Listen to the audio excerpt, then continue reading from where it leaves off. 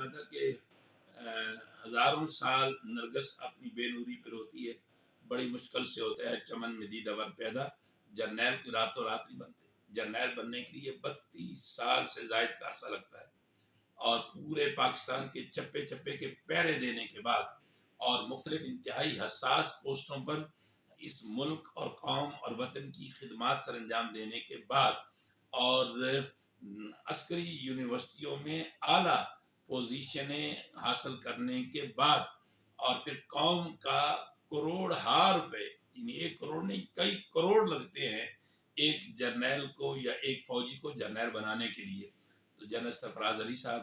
اور جنرل امجد صاحب کی شہادت قبلہ کاری صاحب، یہ صرف 2 گھروں کا 2 خاندانوں کا نقصان نہیں، یہ پوری قوم کا نقصان ہے۔ اور میں ایک بات ضرور کہوں گا، یقیناً میری ویڈیو جو ہے وہ بہت سارے آرمی آفیسران بھی سنتے ہیں اور مختلف اداروں تک بھی جاتی ہے۔ ایک بات میں ضرور کہوں گا کہ بلوچستان کے اندر کئی سالوں سے کچھ غداران وطن اور بلوچ لبریشن آرمی کی صورت میں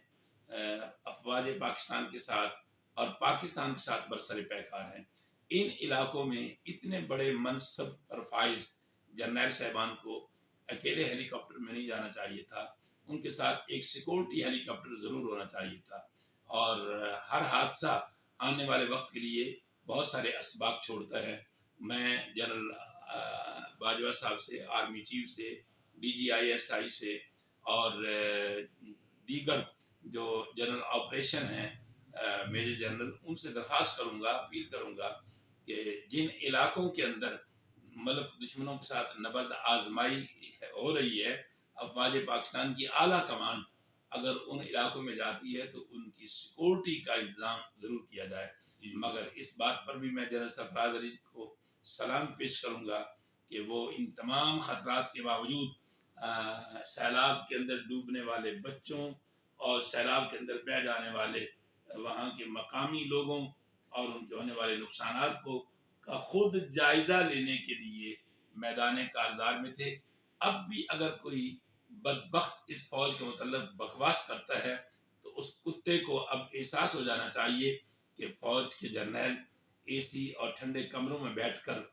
جو ہے وہ منصب اور رینک حاصل نہیں کرتے، وہ ہمہ وقت موت کا تعاقب کر کے، موت کا پیچھا کر کے اس مقام اور منصب پر پہنچتے ہیں، اور فوج کا سپاہی ہو یا جرنیل، وہ اس ملک کے لیے جیتا ہے، اس ملک کے لیے مرتا ہے، مگر جب وہ اس ملک کے لیے مرتا ہے تو وہ مرتا نہیں بلکہ میرے رب کے قرآن کی الفاظ میں وہ ابدی زندگی پا جاتا ہے کہ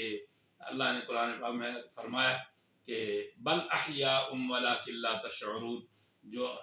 دین اسلام کا دفاع کرتے ہوئے، اسلامی ریاست کا پہرا دیتے ہوئے جو لوگ شہید ہو جاتے ہیں تو انہیں مردہ تصور نہ کرو، وہ ابدی حیات پا جاتے ہیں۔ میری دعا ہے کہ رب کائنات جلد اس قوم کو ہمارے ان جرنیلوں اور میجر طلحہ، میجر سعید اور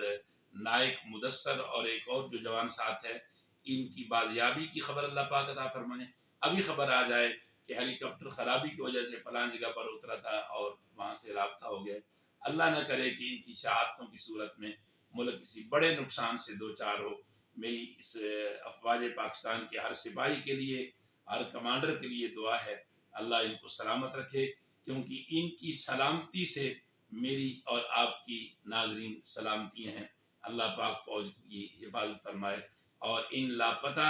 جرنیل صاحبان اور میجر صاحبان اور جو نوجوانان ہیں، اللہ پاک ان کی بازیابی کے اسباب جلد عطا فرمائے۔ آمین آمین۔ پوری قوم سے اپیل ہے کہ آپ دعا کیجئے، دعا کیجئے۔ جنرل سرفراز کے بچے اس وقت ان پہ جو قیامت ٹوٹی ہوئی ہے، جنرل امجد کے بچوں پہ، میجر طلحہ اور میجر سعید کے بچوں پہ اور نائک مدثر کے بچوں پہ اس وقت جو قیامت ٹوٹی ہوئی ہے، یہ قیامت صرف ان خاندانوں پر ہی نہیں، یہ پورے پاکستان کے لیے ایک قیامت کا سا سما ہے۔ اللہ پاک اس حادثے میں ان کے بچ جانے کی پوری قوم کی دعائیں قبول فرمائے۔ آمین۔ السلام علیکم۔